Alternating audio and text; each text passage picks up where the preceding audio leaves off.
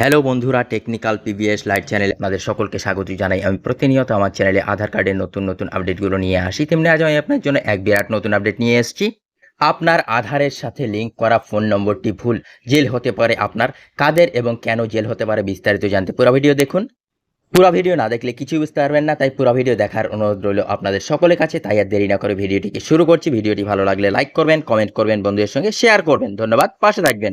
আধার card একটি অতি গুরুত্বপূর্ণ নথি যা সর্বত্র ব্যবহৃত হয়। আপনি একটি নতুন চাকরি বা স্কুল বা কলেজে যোগদান করেন, কিংবা ট্রেন ফ্লাইটের টিকিট সহ যে কোনো সরকারি বা বেসরকারি কাজ করতে চাইলে আপনার আধার কার্ড জরুরি হয়ে পড়েছে। যাই হোক, আপনার আধার কার্ডে আপনাকে জেলে যেতে হতে পারে। আপনার সিম কার্ডে ভুলভাবে আপনার আধারের সাথে লিঙ্ক করা থাকলে আপনাকে জেলে যেতে হতে পারে।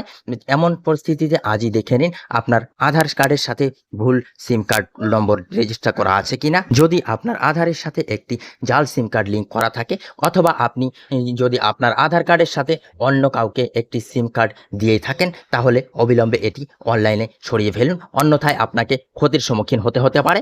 কারণ আপনার আধারের সাথে লিঙ্ক করা মোবাইল নম্বরের সাথে যদি কোনো অপরাধমূলক কার্যকলাপ ঘটে থাকে, তাহলে আপনাকে অবশ্যই তা করতে হবে। জেলে যান অথবা তারপর জরিমানা হতে পারে। আপনার আধার কার্ডের সাথে কোন সিম কার্ড লিঙ্ক করা আছে এটি জানা খুব সহজ, যা ঘরে বসেই অনলাইনের মাধ্যমে পাওয়া যাবে। প্রথমে আপনাকে আধারের অফিসিয়াল ওয়েবসাইট ইউআইডিআইতে যেতে হবে। তারপরে আপনি উপরের বাম কোণে মাই আধার বিকল্পটি দেখতে পাবেন, সেখানে আপনাকে ক্লিক করতে হবে। আপনি মোবাইল ওয়েবসাইটে খুলে আপনার উপরের বাম কোণে 3টি লাইন দেখতে পাবেন, সেখানে ক্লিক করুন। মাই আধার অপশন আসবে, সেটিতে ক্লিক করতে হবে। তারপর আপনাকে নিচে স্ক্রল ডাউন করতে হবে, সেখানে আপনাকে আধার পরিষেবা বিকল্প ক্লিক করতে হবে। এরপরে আপনাকে ভেরিফাই ইমেল মোবাইল নম্বর ট্যাপ করতে হবে। তারপর দেখবেন একটি নতুন পেজ ওপেন হবে, সেখানে আপনি 2টি অপশন দেখতে পাবেন। এর থেকে আপনাকে মোবাইল নম্বর চেক করার অপশনে ট্যাপ করতে হবে। এরপরে আপনাকে আধার কার্ডের 12 ডিজিট লিখতে হবে। তারপর আপনাকে আপনার মোবাইল নম্বর লিখতে হবে। এরপরে আপনাকে ক্যাপচা কোড লিখতে হবে।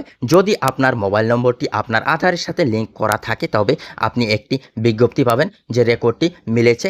এইভাবে যদি অন্য কোনো মোবাইল নম্বর আপনার আধারের সাথে লিঙ্ক করা থাকে, তবে আপনি একটি বিজ্ঞপ্তি পাবেন যে রেকর্ডটি মিলছে না।